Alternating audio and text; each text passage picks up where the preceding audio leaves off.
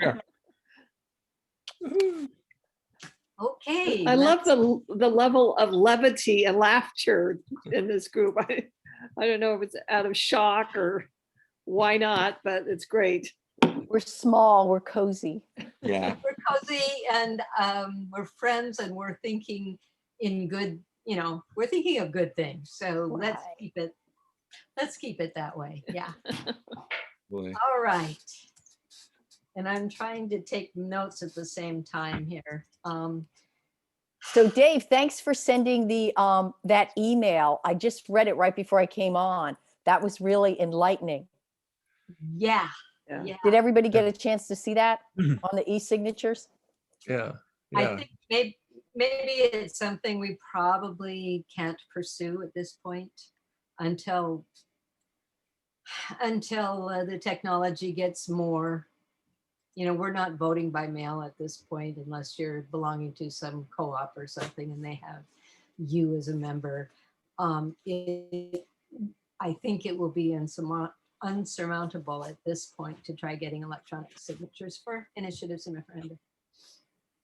What do you think? I was very curious to hear, Dave, where you landed after reading that email. Well, it looked like a heavy lift. I think it would be really hard to really. I think we have a couple good issues already to go to the ballot with. I hope, and I think we could have a lot of credibility to go on the ballot. So far, what we have so far. So I think people might look at that and roll their eyes a little bit and question our judgment. But I mean, I think I'm not sure how open-minded we like to be as a county. I think it would take a very open-minded and progressive. I think people are more suspicious of the initiative than maybe the four of us would like to grant them. So, but I did reach out today to a guy named John Bowden who owns Elections Trust, and he runs election services, and he would know. I would like to hear, just as an excuse, I'd like to hear what he has to say about it. But and so it'll be interesting to hear what he comes back with. But is that the guy that's on San Juan? I guess so. I hope so. That'd be great. Yeah. I met him he had like a rental office, one of those kind of shared rental offices in Bellevue. I met him, and I was I'll just share. In the past, I love initiatives, and in the past, I was trying to build a political party that would run exclusively initiatives. And the idea of the party was run 3 initiatives every year. And so the idea they'd be triangulated. So there would be maybe a right wing, a left wing, and a middle, or just have always 3 initiatives running. And it'd be people more committed to the idea of an initiative than a specific issue. That just people believe in the idea of initiatives. So Interesting. And so and then it was called the In Party. I own the domain. The In Party stands for initiative, internet, and independent. So that's my little vision of before parenthood, actually. So and so I talked to this guy about the possibility of creating a initiative political party, because it takes a lot of effort to, a lot of brain trust and a lot of memory of how to get the envelopes out and everything. So and just it's having tried to draw up the petitions and just graphically design them and go through the legal work, it's a lot of work. And so I thought like having the mind trust of a political party could really free up a lot of issues to the ballots. Dave, can we take time for you to give us a little backstory on when your love affair with initiatives began? I mean, because that's a lot of love to, start a political party around it. So what's the story? Yeah, I mean, I worked in the legislature, and I got kind of cynical about how they pass laws there. Is that okay, Patty, if I take a minute with you? Oh gosh, yes, it's all part of the thing. Okay. Yes. And so I worked in the legislature for a little while, got a little cynical, and I saw a lot of frivolous bills being passed, and I thought I went to art school, and so I'm more of a creative person. I like more to kind of jam the system more than just kind of watch ideas just float through. And so, and I think that the political class is fairly insular in their thinking, and I like to see. I love the idea of, it's like somebody can be in a bar, write on an idea on a napkin, and shop that idea around, submit it to the Secretary of State or the auditor's office, and do some things, and have that the idea become law without having to put their personality on the ballot or their person on the ballot, and just voting on an idea itself. And I think that's you know it's kind of I think it's kind of addictive. I love like the idea of Martin Luther, nailing his Yeah. his treatise to the wall and just like changing the system, challenging the system. So I always like that. The initiatives I've ran are the first one I ran, it was in 2002. I just had this I was following arts funding, and I was thinking a lot about Washington state culture, and I had a series of epiphanies that we don't really have a lot of identity with our state and our state name. And so I came up with an initiative. I wrote an initiative that would have essentially changed the name of our state to Cascadia. I felt that Washington is an authentic name, and I thought, and so the initiative, what it did was, it in the future publishing of the law, the word Cascadia would be printed as alongside Washington, and it'd be synonymous as Washington, and it would be as seamless as possible. Just how the law is going to be printed, it wouldn't actually change the name of our state. But I was using the initiative power, the right of initiative, to further an idea. Maybe legally it wasn't going to really pan out all the way, but I was using this process to further an idea that would not get furthered in the legislative process of people who are, been winnowed out through what the electorate will accept as personalities in politics. So that was the first initiative I ran, and I got a couple thousand signatures for it. And I was interviewed on Evening Magazine. That was kind of strange.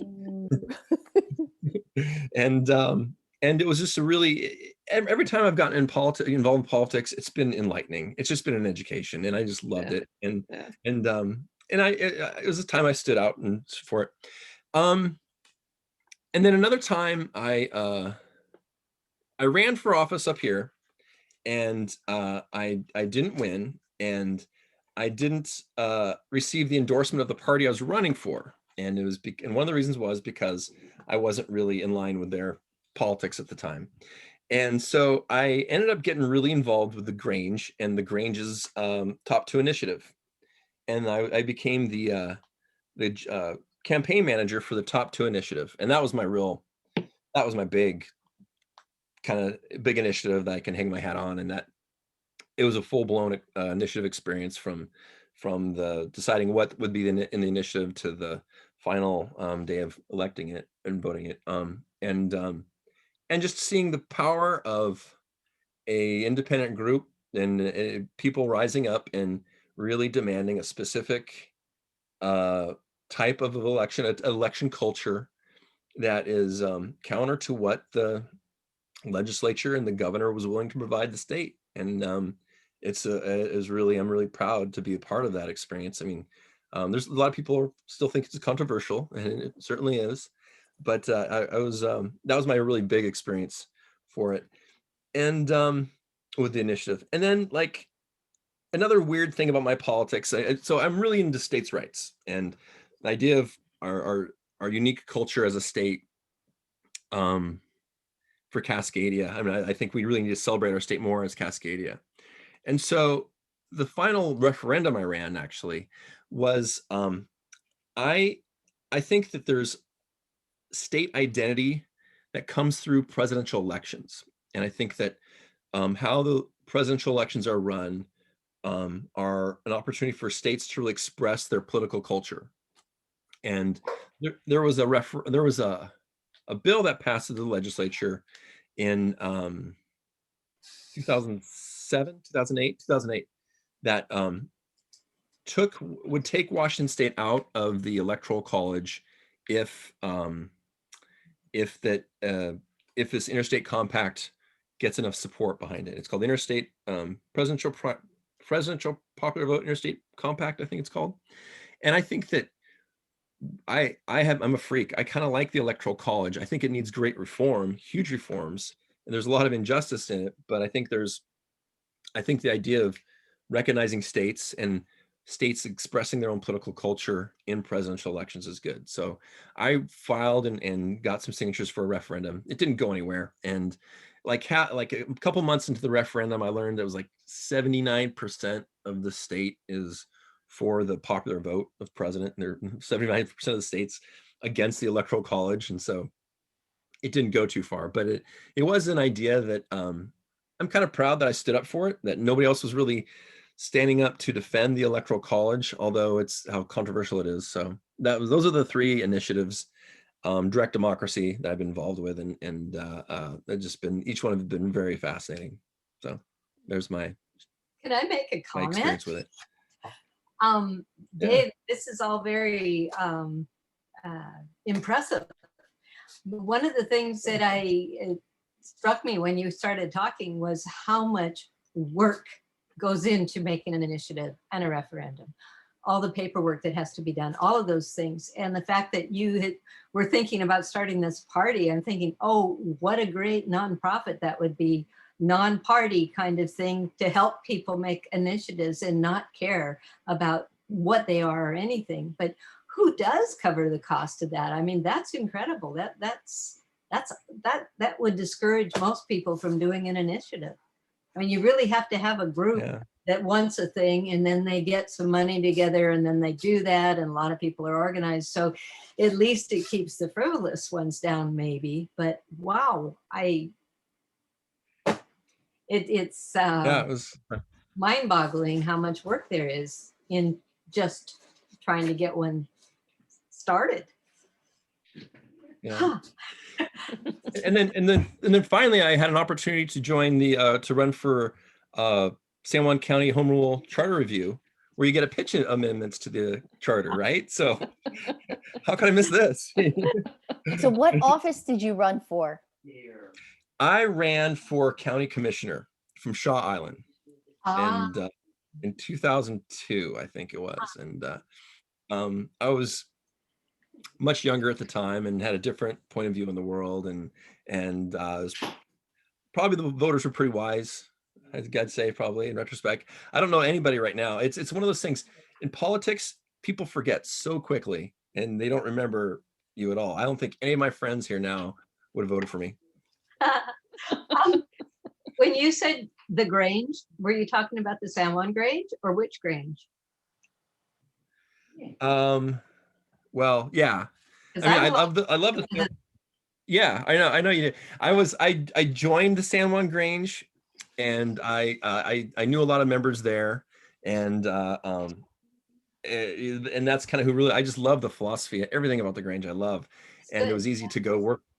And then so I joined the San Juan Grange, but while I was in Olympia, working at the headquarters, the San Juan Grange got in some trouble. Well, yeah, it's in and good so standing now. Part of my job was to tour the Granges. I toured about 100 Granges statewide. It's one of the best Granges in the state, if not the best. It really is a strong Grange here. Yeah. So, but we had a couple of initiatives at this last time, and the state Grange didn't vote for them. But one of them was, if I remember right, it was the kind of election where you do the top. It's sort of like the top two, but you can you vote for somebody, and then if you have second and third choices, and if it's confusing, but it didn't go anywhere with the state. But we're still trying to get things out there as a Grange. Yeah. Is that ranked choice? Oh, sorry. Ranked choice. There you go. That's it. Yeah. I have a hard time describing things. And the other thing that we did this time too, and it hasn't been accepted yet, but the Grange has master, and the president is the master, and the vice president is the overseer. And these terms are sort of like, they're pretty archaic. And so our Grange voted not to use them anymore. So we're just going by president and vice president, and the state Grange hasn't adopted that yet, Mhm. but we can. May I speak for a second? There is a bill in the legislature right now to bring ranked choice voting to local municipalities and I think local tax districts. And that might be something interesting. It passed in Pierce County. And that might be something at one time, and they reversed it again. But that might be something for our county to look at, that we might be interested in doing a ranked choice voting here instead of instead of the top two. But yeah, that's what it was. It's interesting. Isn't there a whole group working on that? I mean, very actively working on that? Here or nationally? Yeah, I don't know if it's a local chapter of a national organization. I just know I was at a huddle meeting here on Lopez, and someone came and spoke about the ranked choice voting. And so I now get emails about it. And it seems like there's something currently they're trying to move through and being voted on. So it's called Fair Vote. Okay. Fair Vote Fair vote. internationally. Yeah. Okay. Yeah. But, So is that the same thing of what you're talking about, Dave? That's in the legislature. Yeah, they're pushing a bill in the legislature that would bring ranked choice voting to I think cities and then school districts and local. They're non-legislative district things. So it's interesting because that just seems like a no-brainer to me, and I'm learning that because nothing's no-brainer. So not in politics. Not in politics. Yeah, that it just seems like such an obvious, way to really clearly convey a message about who, according to the people, who should win. Anyway. So getting back to our committee and what we're supposed to be accomplishing here, we do need to figure out what it is we're working on that we will present to the big group. And I think that one of the things may still be the percentage. I really appreciate that, Anne Marie, what you said. Yeah, it was informative. And then I have so many things open on my computer that I can't find all my documents. There we go. But what are the things that we want to present and work on? Do you guys, Dave presented a list and I'm trying to find it, but maybe he knows it right off the top of his head. what was it? There's four things. Well, there's percentages, and then there's financial statements. Oh, right, the finance side. And then there Electronic signatures. Electronic signatures, and Mini initiative. yeah, and well, we haven't talked about mini initiative, and somebody asked about clarification on that. I thought. Well, I think the mini initiative is. I don't think it needs to be changed necessarily. It seems if you don't get enough signatures, you still have the ability to present the initiative to the council. It doesn't go on a ballot, but it will go on to the council and they can then take it up if they want to, which is strong for a mini initiative. I don't know that needs to be changed. The finance side of things, I'm not quite sure what we want to say there, because we do have to state what consequences there are financially in any initiative that's brought, but whether or not we have to, should the initiative people determine where the money's coming from? Like when they did the REIT, I mean, they increased a tax. I don't know, but maybe we should take these one at a time. And I think the percentage thing is the easiest to start talking about.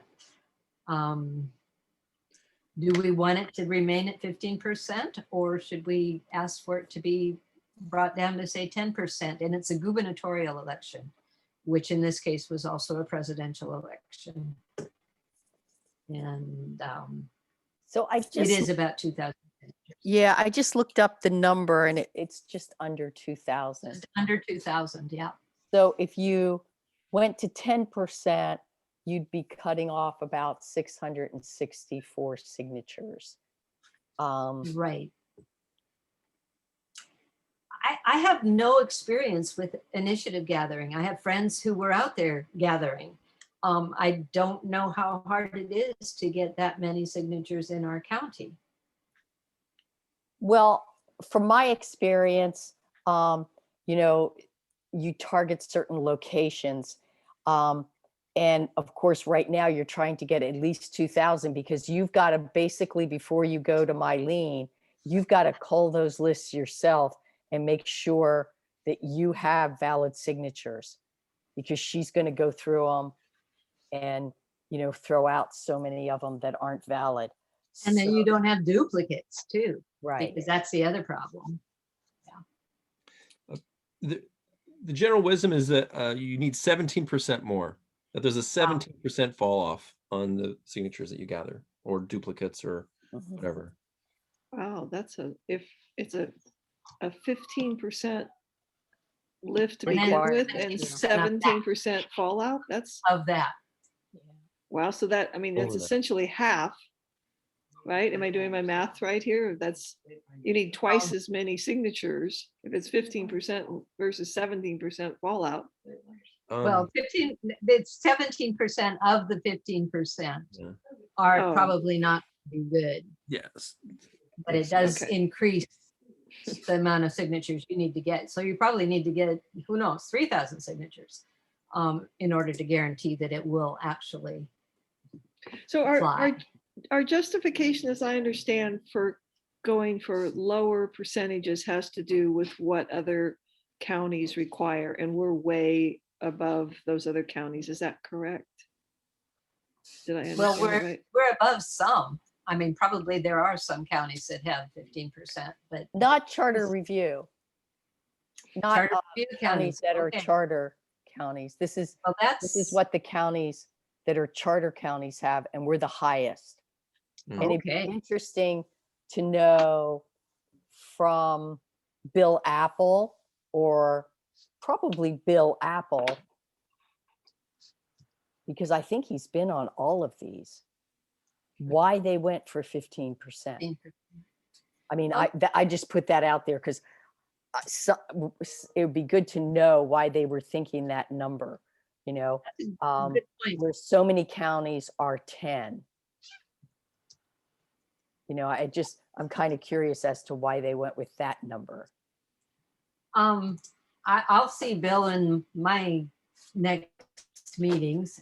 Does anybody else want to ask him? I can ask him easily. I have active dogs, so I'm going to quiet myself periodically.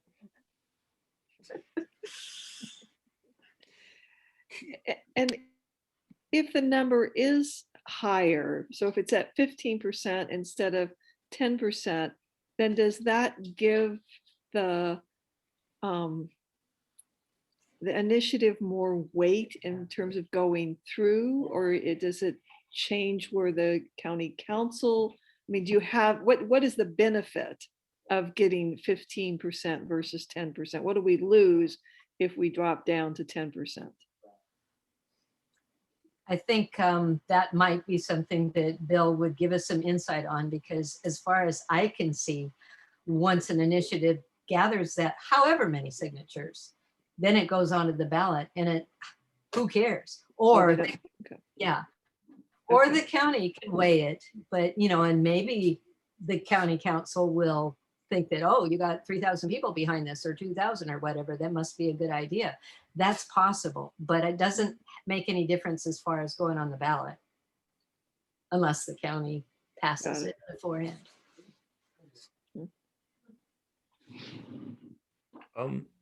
I just did I think the number of 15% is 1,992 is what I figured out. Mhm. And then 17% towards that makes it up to 2,330 Oh, okay. would be 17%, which would be needed to Yeah. actually get it on the ballot. So, So and we need to gather way more than that. Well, no, that's right. That's then taking account for those signatures that might not be good. right, Yeah. right. Okay. So Dave, say the numbers again. It's the 15% is how many, and an additional 15%, a straight 15%. If every signature is perfect, it would be 1,992. Okay. And then the number is 2,000. And if 17% over that, which would be recommended, would be 2,330. Okay. So That's the initiative at 15%. Yeah. Quota. Yeah. so roughly an additional 350 signatures, or Yeah. 370 signatures or something. So Yeah. I'm gonna mute my. And so when you're, if you're doing 10%, it would just take those things out by 2/3. I mean, 2/3 of that is what you need. So See, where's the, I had it all here. Yeah, I figured at 10, you needed like 1328.9. So 1329, and then and then do Plus- 17% on that. plus the But, 17%. It's still a lot of signatures. Right. And so I don't know really why they would have gone with that number. I mean, right now, the folks that are pushing for the vacation rental moratorium have more than 3,000 people that have signed a petition for a moratorium. And it didn't affect the last county council. And the only person that it's affecting on the current county council is probably the person from Orcas. So, I mean, that's 3,000 people, so now when we did the sanctuary one, they didn't want to do it. And when we had that number of signatures, I think it forced their hand. And Marie, when you say it's not affecting, you're saying that they're not responsive to that? Is that what you mean? I don't see, I see people getting, with the signatures on an initiative, they're qualified. What I see people doing on this petition, because it was a change.org petition, is saying, well, Anne Marie actually got her computer in Seattle. So her IP address is Seattle. And so we're not going to count Anne Marie because she shows up as being from Seattle. And Liz got her computer when she was visiting in Boise. So Liz shows up as being from Boise. Patty shows up as being from Miami Beach, Florida. She's out of here. You know what I mean? It's that kind of thing that's going on. And it's like, and go that's for it, guys. I'm not going to go there with you. That's like a data dump I don't need to be a part of. And is that the current council or is that the former council? Well, the former council paid no attention to the group, and the Okay. current council is in the process of deciding what they're going to do with the moratorium. So Okay. I put that out there just in terms of, it's unrelated, but it's numeric, and it's along the lines of what is the value of the number. Got it. Okay. Dave. Is that a real group? I mean, is that a group that's organized and an association, and they're maybe have political funding to do something? The vacation rental group. Yeah. It started on Orcas, and we've been working for 3 years on it. Okay. So I'd say it's a pretty well organized group. They had a webinar last night that was a Q&A to teach people about stuff, and they had almost 50 people show up. Okay. Yeah. So, I mean, That's considerable. I know I've read in the journal about the meeting, the council meeting, and the testimony there, and they're going to continue that because they are weighing this. I think Orcas is the big pusher of this, certainly.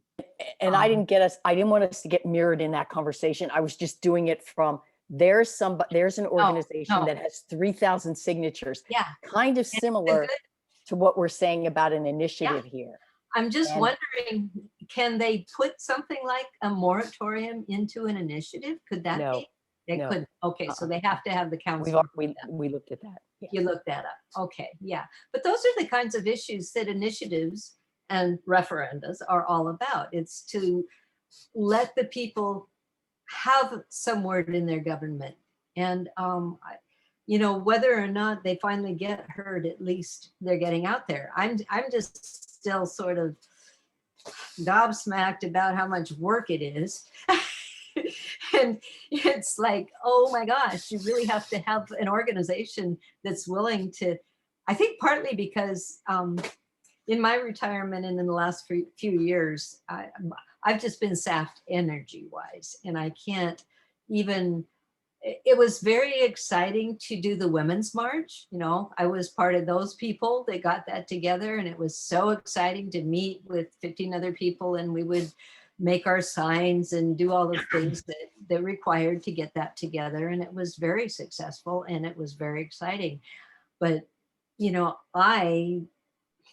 I've gone to a lot of things about the whales and, and certainly the Cherry Point hearings and all those things, but it takes a lot of effort. And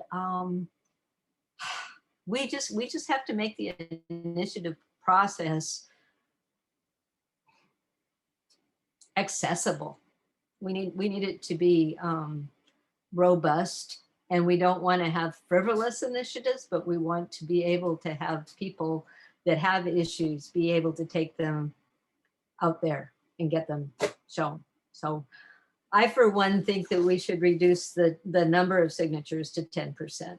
And with what you did, Anne Marie, it seems like that would be a good argument. Just to show that the other charter counties, although I will definitely talk to Bill. Right. I and think that would see be what- valid, just to find Yeah. out why we got to 15, what the idea was there, or if it was just a kind of No. wanting to make sure that we don't have a lot of frivolous initiatives.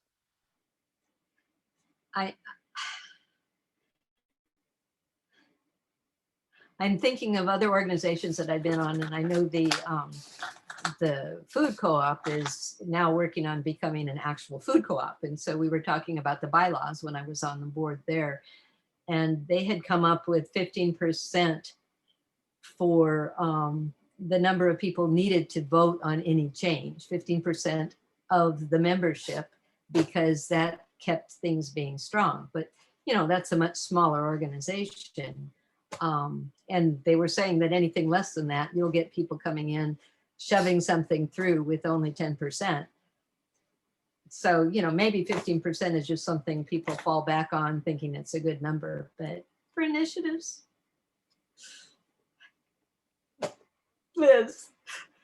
So if we're going down our list, I'm wondering in terms of the percentages, if we, as a group, we sort of are collectively leaning towards lowering the amount, and we need information from Bill about the rationale for why they said it. And so that's about all we can do this evening with it. Is that your sense of it also? Yeah. Dave, how about anything else for you? Or Yeah, I don't know. I mean, I think my sense is there are people who are against initiatives and generally don't like them and want to see them restricted. And I could see a charter commission of people on that being not as favorable of them as possible. The other people that I've been on, I think Richard, I didn't sense that he really liked them a lot and didn't want to see them opened up much. And Kyle, I didn't get that impression either. But I think they just want them to be, not frivolous. right. Um, Yeah. Yeah. And I'm totally for that. I mean, after suffering from Tim Eyman all these years, we got to watch that process. Yeah. One thing I had an idea of another possible issue that we could bring up that might kind of play into all of this is, speaking of Tim Eyman, what if we had an amendment that would make it illegal to pay for signature gathering? So that has to be volunteered. Okay, yeah. And that would affect, that people would feel more comfortable lowering the percentage if a corporation couldn't come in and make it easier. So, I mean, Yeah. I think the spirit in this our committee is just that it's a people's thing, it's a public thing, and that we really Exactly. want it to be, we don't see it as a corrupt corporate process. Exactly. But it is in some places. Right. know. I think that's an interesting way to go about it, because it's very island, it's like it's organic, Mhm. it's us. We've got to have our signature on it. And you know what, Airbnb, you can't come in. And the Whale Association, you can't come in, Mhm. that kind of thing. So that's kind of an interesting perspective. When we did the sanctuary one, we decided not to do paid signatures because one of the money and two of the time, but also because we didn't think it would look good, that the community would not like the idea of paid signatures. And that was just kind of a group of, women saying, we think we ought to do it local. And we have the machine to do it local. Let's do it local. So I think that could be a really good selling point. I put that down as another thing on its own, you Cool. know. Yeah, I mean, And I'm kind of let's thinking, discuss the finance. Patty, I think I'm leaning more towards the idea of coupling those two ideas, like Dave has presented, and Anne Marie was reinforcing that it becomes kind of a powerful combo to say we want to drop the number because it's a lot of work to do, and it needs to be locally sourced. It can't be paid. So I like coupling those two things together, not introducing them as separate, but introducing them as a way we would go about this. Okay, I'll write something up that might work that out. Yeah, I mean, And the next item is striking the financial limitation clause. And I need to hear some information on that. When I Yes. was going through these other charters, the only one that seemed silent on it was King. And I don't really know. I don't really know what the backbone of that issue is. I don't know the structure. What were some of the other counties? How did they address that? I haven't read it. They worded it exactly like we did. So that's why I don't know if Dave or Liz or anybody else has any information on that, but I don't really know what's going on there, so I need some. Well, King County has a lot more money than any of these do. Anne Marie, do you know where you would get that information to hear from? Is there somebody we could invite? Is there?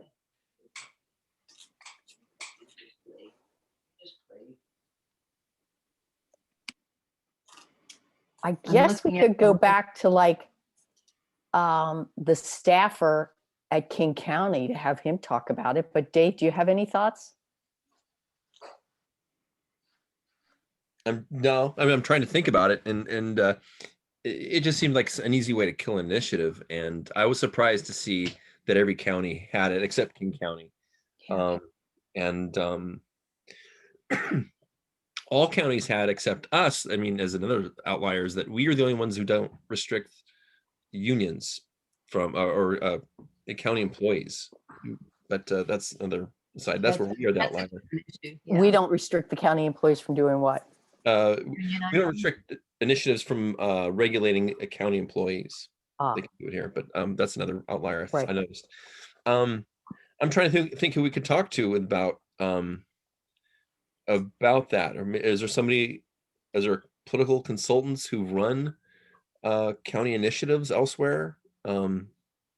I'm just going to read what we have for that. It's like no initiative proposal requiring the expenditure of additional funds for an existing activity or of any funds for a new activity or purpose shall be filed unless provisions are specifically made therein for new or additional sources of revenue, which may thereby be required.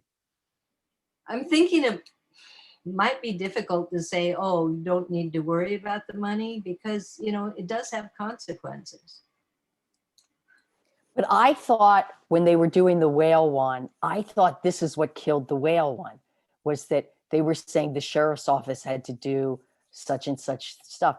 And then Kyle basically said that wasn't an issue. So it seems like we need to talk to somebody who knows a little bit more than Kyle does about initiatives and the financial arm of it. Well, you know, this statement here sort of says requiring the expenditure of additional funds for an existing activity or any funds for a new activity. It could be, you know, if it's policing, and you already have people out there watching, I mean, you know, maybe that wouldn't even require more funds. I don't know if you've got people out on the water doing other things, so they need to also watch for distance to the whales. I don't know, but I can see when if you were trying to do an initiative that would require, I don't know, say we did an ombudsperson on an initiative. And we didn't do that now with the charter review, but somebody got together, oh my gosh, we need somebody else, we need another staff member in the county. That definitely has financial ramifications, but I don't see, yeah, I don't know how. I guess my problem with the fiscal thing is that the initiative should state what the consequences are, but not have to state where the money would come from. And if it passes, then the county has to do that. Can I ask a question? Please. So is our conversation about the connection between the initiative and the funding, if the initiative passed, is it different than the conversation that the whole commission has been having? Because I'm hearing in the whole commission, I think it was Kevin who's fairly strong on it, but there are other voices about that any amendments we make to the charter are not obligated to know how you're solving the financials, that we need to be mindful of it, but Yes. It's not.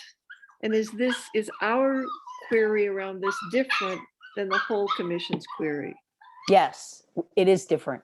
And the reason that it's different is that when Anne Marie and her group goes out with an initiative to do something with affordable housing, we cannot then be taking money from any entity or assigning so much money to be earmarked out of the budget for that. And that would be, if I understand it correctly, and that would be something that would kill the initiative. It would never even get past the prosecuting attorney. He would say, you got two things going on there. One, you've got your issue on housing, and the second thing you have is a budget issue. Oh, yeah, yeah. So does that sound, so as soon as you move into a budget issue, you've killed your initiative because you've got two subjects. But also, they're going to kill it because you're not allowed to have a financial impact on the county.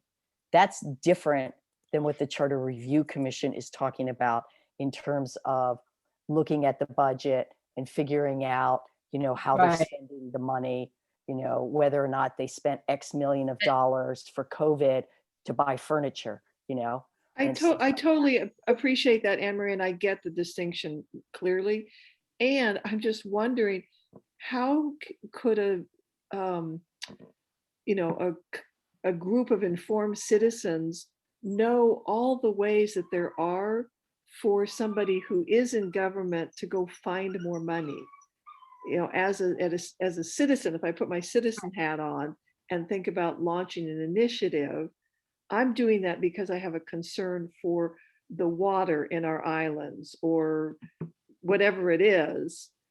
And for me to go get educated about all the different pockets, like I hear people on the whole commission referring to access through grants or different vehicles, as a citizen, I'm not going to be schooled in all of that.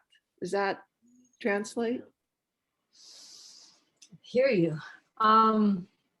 You know, Anne Marie, to what you were saying, the budget side and what you want accomplished ends up being two issues. However, this little thing where they have it on no initiative proposal requiring expenditures,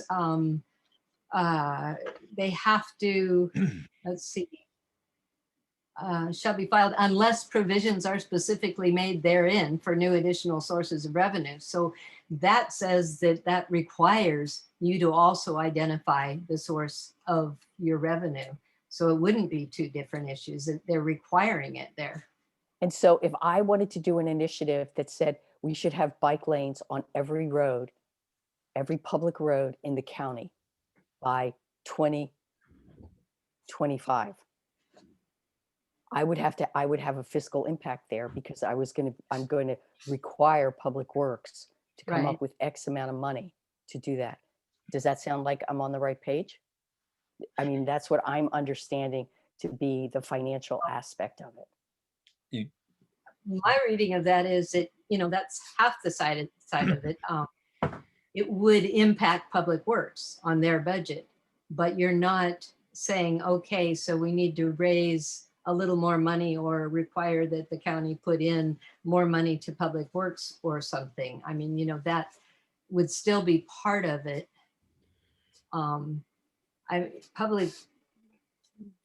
Public Works does the roads and all of their marking and all that kind of stuff as part of what they do. This would require more work for them. I don't know. And David, looked like you were going to say something. You're going to build bike roads. You're going to build bike trails all over the islands. Yeah. Wouldn't this initiative be required to come up with that money? Not find it, but like actually generate it out of taxes. I think that that's what this is saying, that you need to identify where that money's coming from. And doesn't that, and I could totally be wrong here, it's easy to see both sides of this argument for me, the fiscal responsibility and the burden that it would put on Public Works that needs to be attended to. But doesn't that also then end up taking power out of the people's hands and put it more into, like, if a corporation came in and said, you know, I'm trying to think of what it is, of if they came in and said, we want bike lanes, and the people really didn't want it, but they also had the money to back it, then, or doesn't that take power away from the people and land it in the hands of people with financial means? I don't know. It's a question. I don't know. Well, it does. What you're saying is that if you have the finances behind you, then you've already covered that side of it. You still need to get the initiative passed, but you don't have to worry about the fiscal side of it because you got that covered.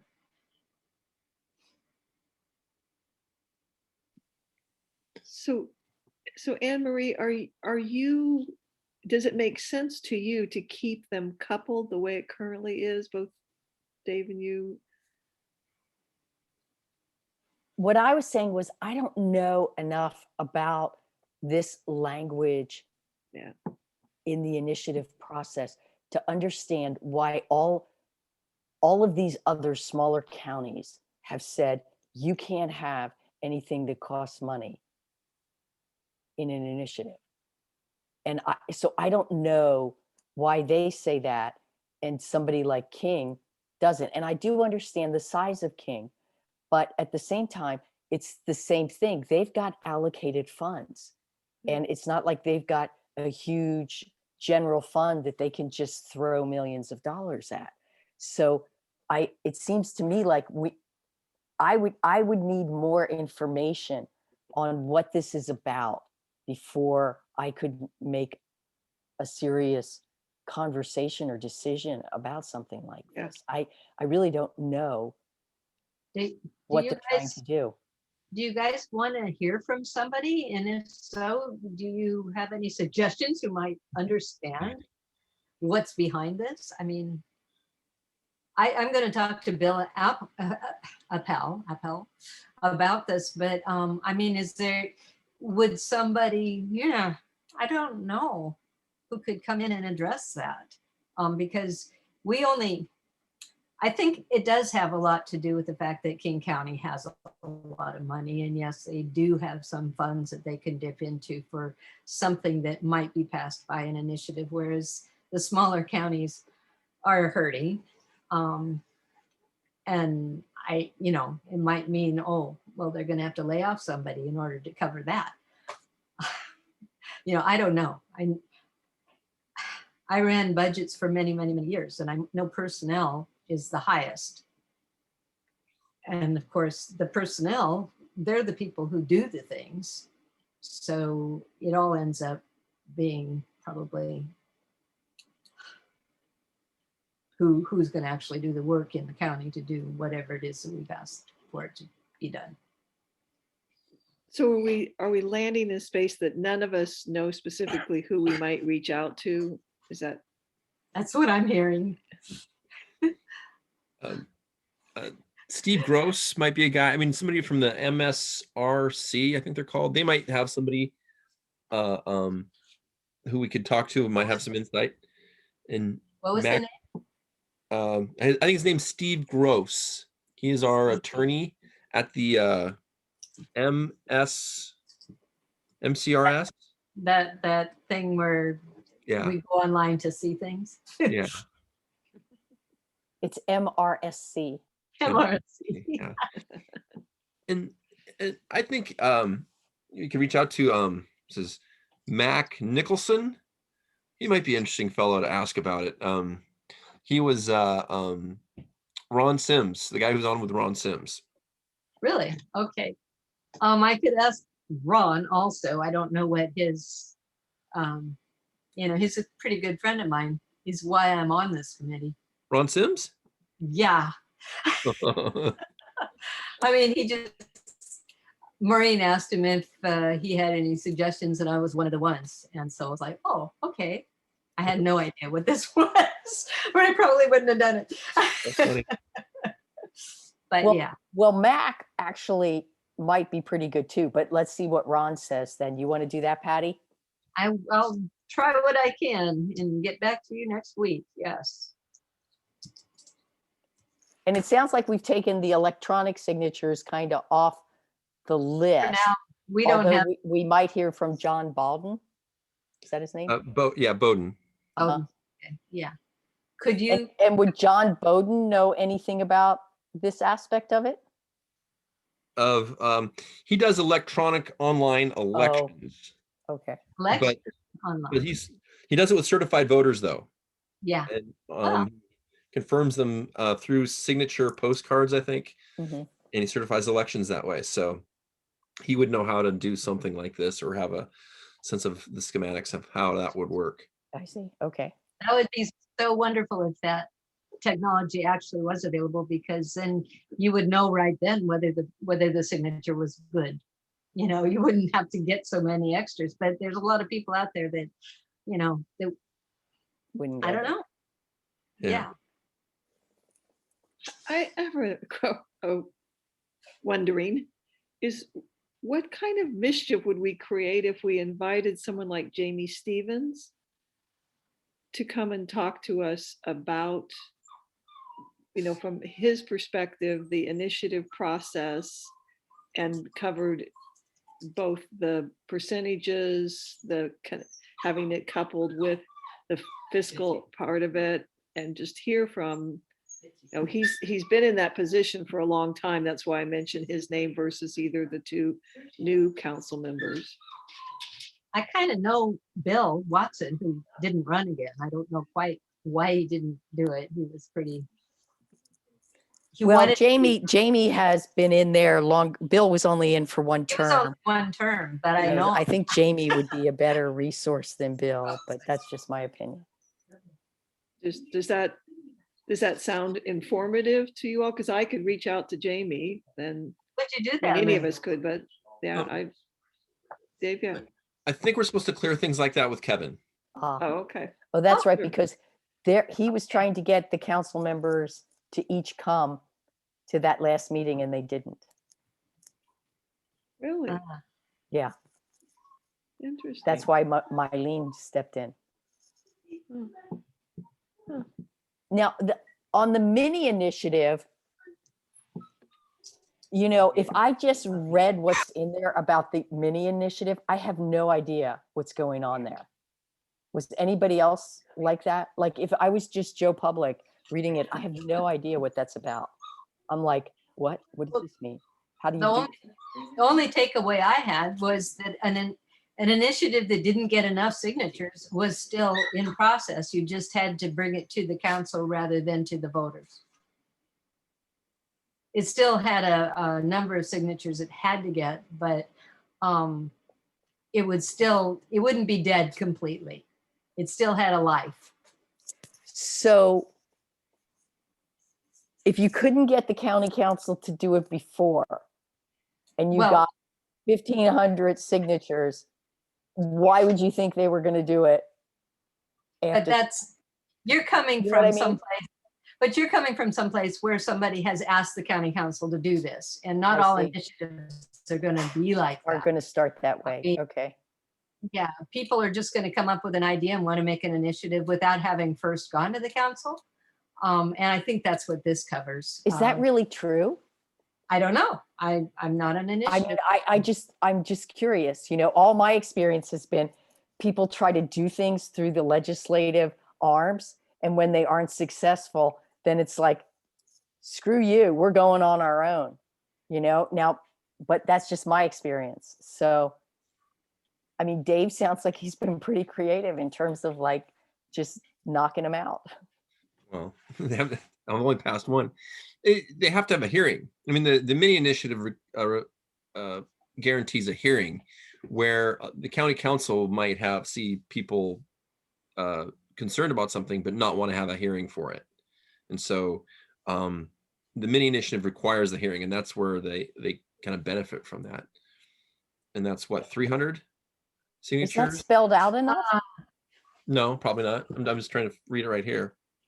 Let's see, where does it say? I'm going up and down.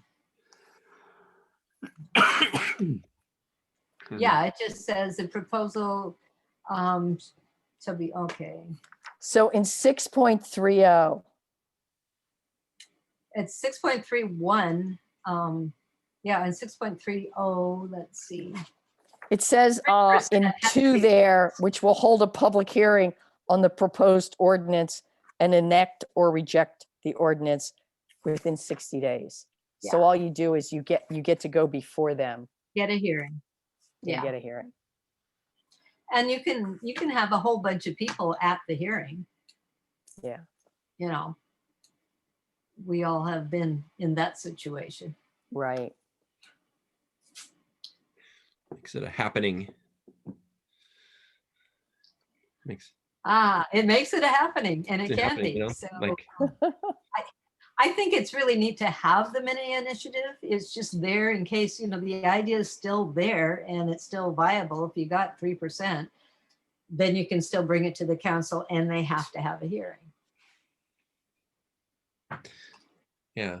I like the idea. It shows that we embrace the idea of initiatives here. It's part of our culture here. Right. I think Oh, that's, yeah. you Oh, know, yeah.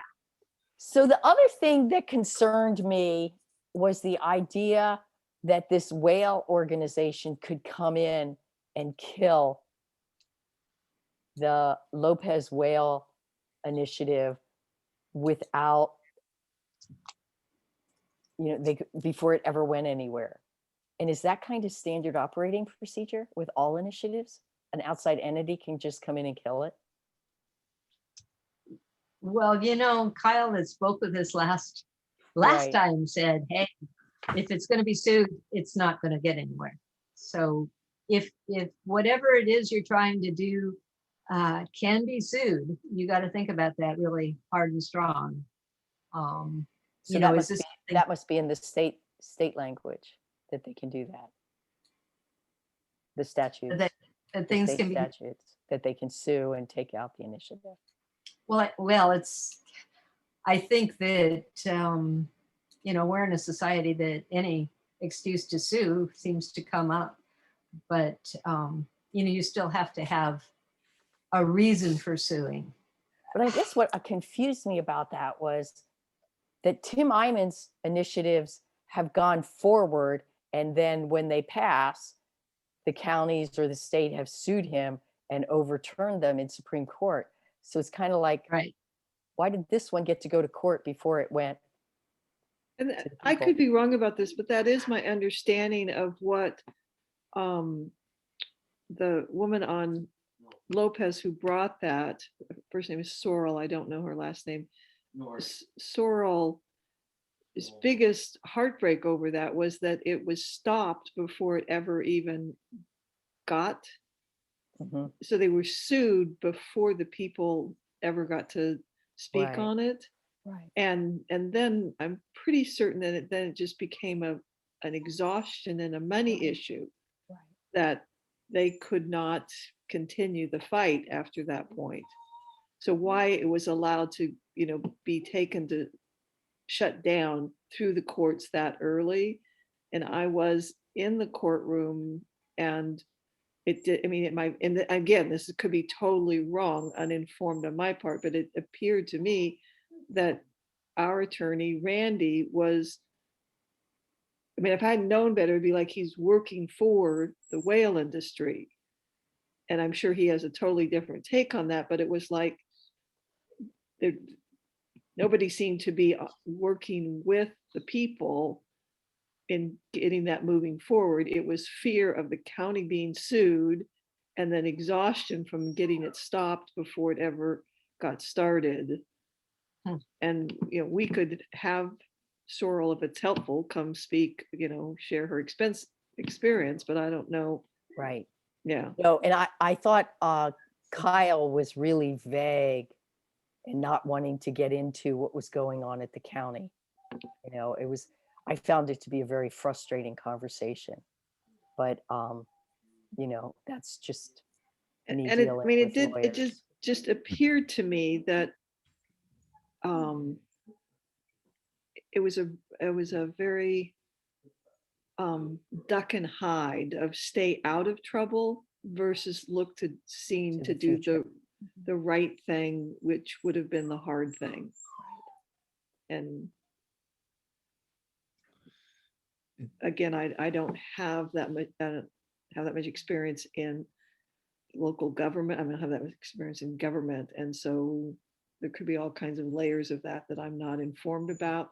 But sitting there watching it, Mhm. it was like, whose attorney is he?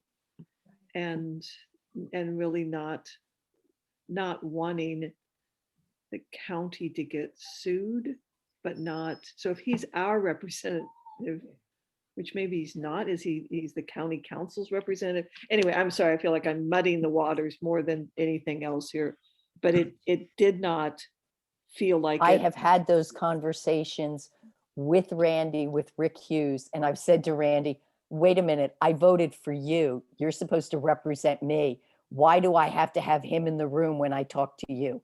Thank you. There, okay. So I'm You not know, misinterpreting it's like, it. hey, what the fuck's going on? Okay.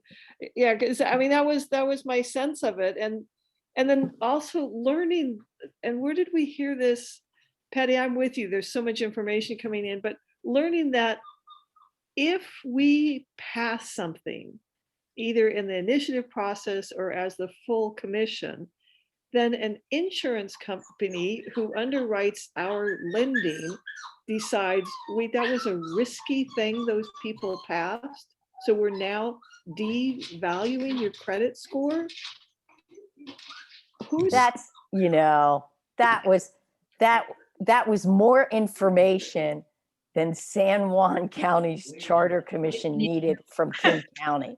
I appreciate Ron Sims going there, but that's not going to happen here. really? I don't see that. I don't see that. I thought that's like not. Yeah. Not our. I'm glad to hear that, because then what does that have to do with, it's kind of like, why bother with what we're doing if an insurance company is going to come in and, People are going to throw up lots of roadblocks. okay. And one of the things we've heard from Kevin is the prosecuting attorney is going to be there all along the way, kind of saying, I'm not sure about that. I'm not sure about that, because he doesn't want to have to litigate, because he had to litigate a lot on the last one. Okay. Okay. And, I can and get that.